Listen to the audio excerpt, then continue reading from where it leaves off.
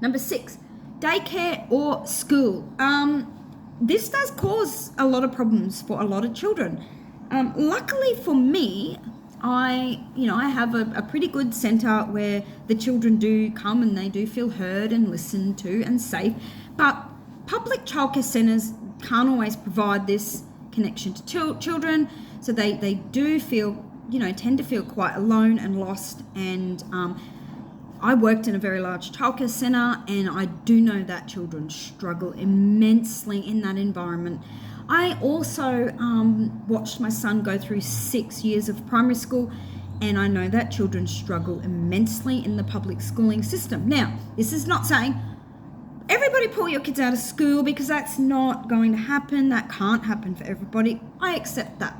But understand that if that's a path you're taking, your child's going to have bad days. One of the reasons is that they are around peers all of the time. They are learning and heavily influenced by their peers as opposed to their parents. And that, they're learning all these bad behaviors. There's negative energies rubbing off on them from other kids. They don't get to just take a time out and be by themselves to decompress and get away from the sensory overwhelm. Like, they don't have a choice in these environments. So their systems are very overloaded. So at the end of the day, when they're being picked up, they're going to seem stressed. They're going to seem cranky and angry. They're going to take that out on their parents. And, I've seen parents sort of baffled, like, why only when I pick you up are you like this? Well, because they're letting it all out. They've had a hard day. They've had to squish it down because they've had to survive the day.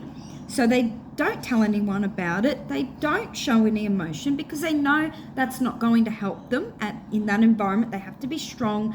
They have to develop coping skills. But at the end of that day, when they see their parent, it all comes out, and that's their way of saying, I'm struggling in this environment, and that's going to cause us parents to struggle. So, if homeschooling is an option and something that is aligned with parents like that, that's really going to make a difference with, you're going to find that struggle is going to, minimize or come down. Number 7, our child is bringing up our own traumas.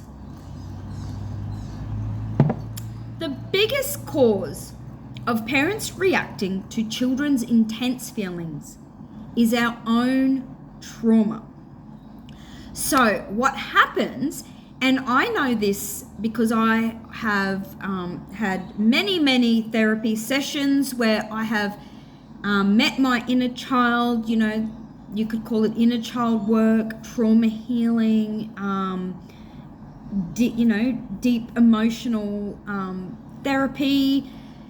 But, I have realized that a lot of things that happened to me in my childhood haven't gone away. Those parts of me are still inside of me. And when my children would have these outbursts and intense emotions, it would wake up that person in me, that little child that felt the same way as my child was in that moment, but I didn't want to feel that. I didn't want to acknowledge it or recognize it. So I projected it out and took it out on my children, told them stop. Because, and this is hard to hear, and it can be triggering to hear, but this is just what's been true for me, is that, that child is like a mirror. My child is having this display of emotions, and it's making me look at that child in me who still has those emotions buried down, and like, I don't want to deal with that. So I try to push it away in my child. So that's really is like such a big cause of reacting, is because it's triggering our own feelings. And so, the way to get around that is we need to do our own therapy. We need to seek counseling and work through those feelings, or talk to somebody, or journal them down on paper and be honest about our own true feelings and, you know, let that inner child speak for once and come out and reparent that child by seeing it and saying, hey, your feelings are valid, it's okay. If we can do this for our own inner child and ourselves, it's going to be easier to do this for our child's, and we won't struggle as much with their emotions. We'll just be able to be calm and present. And once we start being calm and present with intense emotion in our children, they stop having these outbursts. They just subside because the emotion isn't all built up. It's allowed to come out, and, you know, it's a relief for both the parent and the child. Number 8, too much direction or control. So I just realized I'm probably going to have to put this video into 2 parts because it's getting quite long. So, too much direction and control. If you are struggling with your child, and again, you've tried everything else and there's really like nothing else is standing out, ask yourself, this goes back to the too much responsibility. Ask yourself if you are directing your child too much. If most of the day is spent telling them what to do instead of letting them direct where they go and what they do and how they feel, then, you know, you can see that it's going to cause a lot of struggle, because children aren't built that way.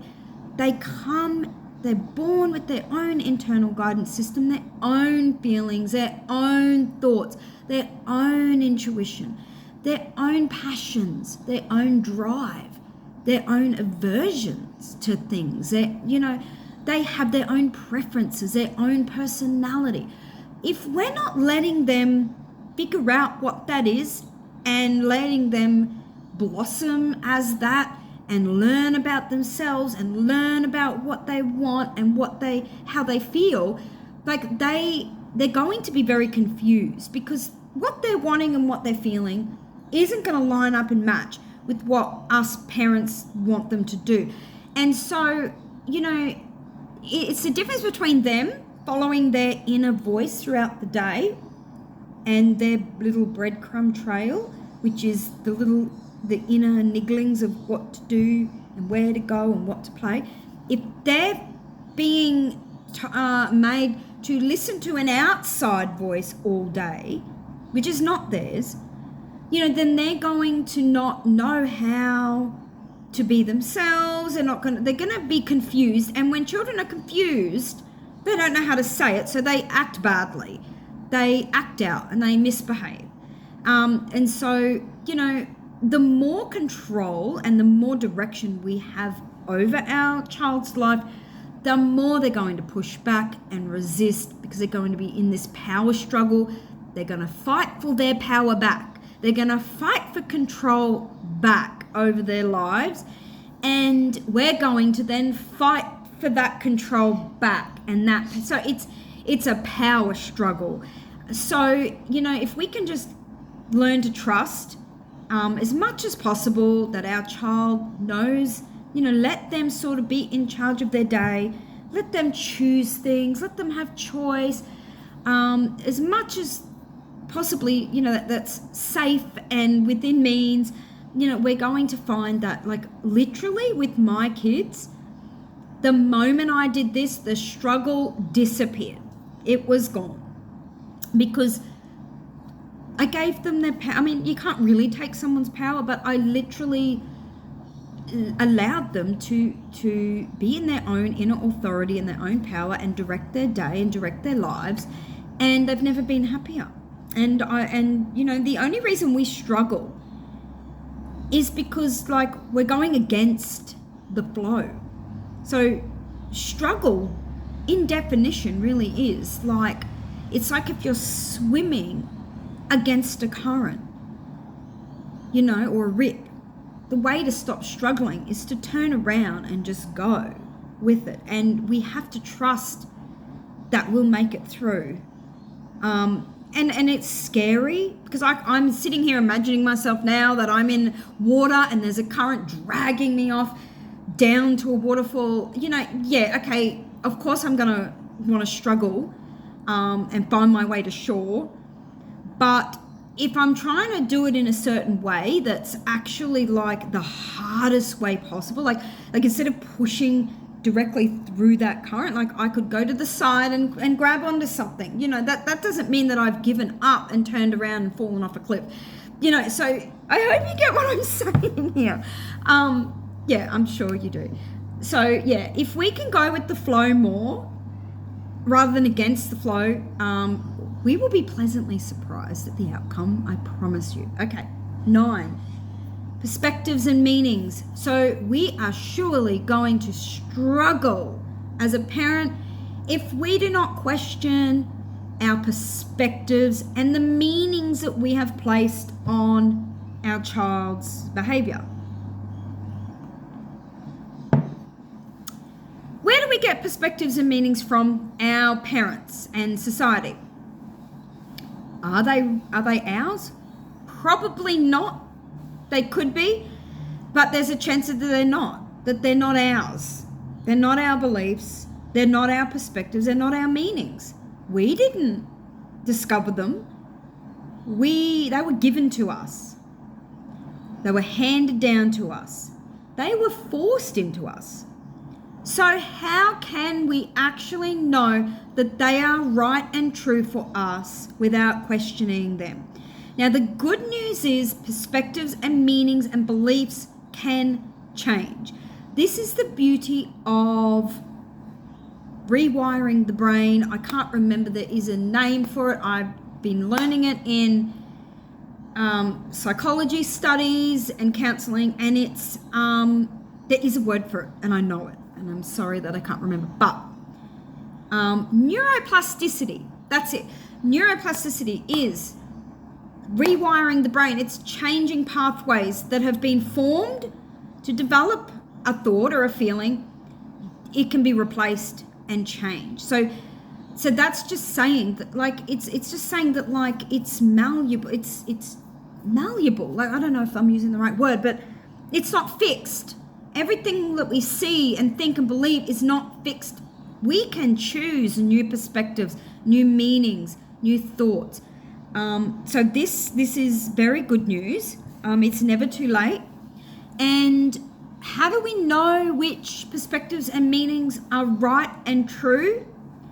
They feel good inside. So when we believe it and we see it that way, and whatever it means to us is going to feel good. It's not going to feel like a struggle.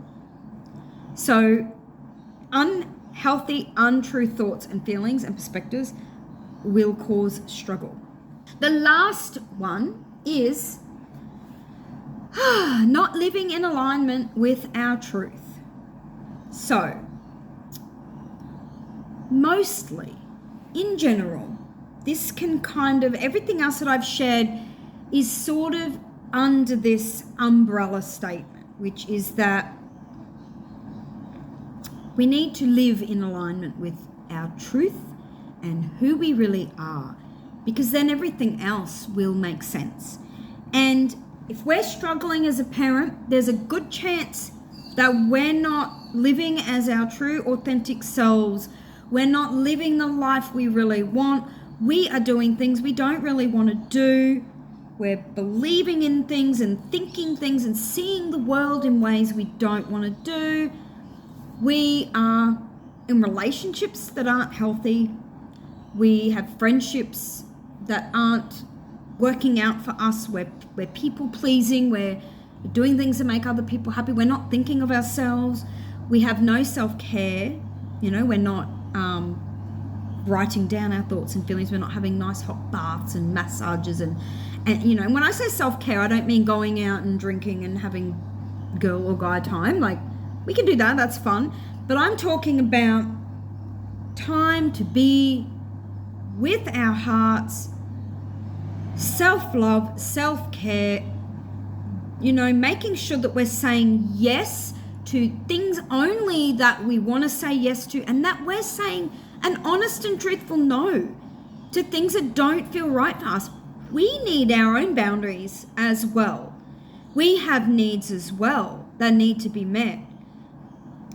We can have too much direction and control coming from outside of us. We can be just listening to voices outside of us and not our own. We can have lots of unhealed trauma. We can be in jobs that are too much and that we don't like. We could be being bullied ourselves. We could have people around us that don't know how to meet our needs or can't see us. We have too many expectations on ourselves, placed on ourselves. So like everything I've just shared applies to us as parents as well. So we need to get in alignment with our truth. We need to be happy. And if we're not happy, there's so much support and help out there. Get a counselor, get a therapist, reach out to somebody, go on a spiritual healing journey. Do whatever it takes to get back to you and your truth, and then everything else will come into perspective from there. I hope you've found this video helpful, and if you are interested in reading my book, which actually goes into greater detail about all of these things, you can get a copy on Amazon, an ebook, or you can order the hard copy. And that goes into greater detail about how I came to overcome all of these things, and I ended the struggle with my children as a parent. And so take care, everyone, and I'm sending good vibes, and hopefully you receive them. Lots of love. Bye.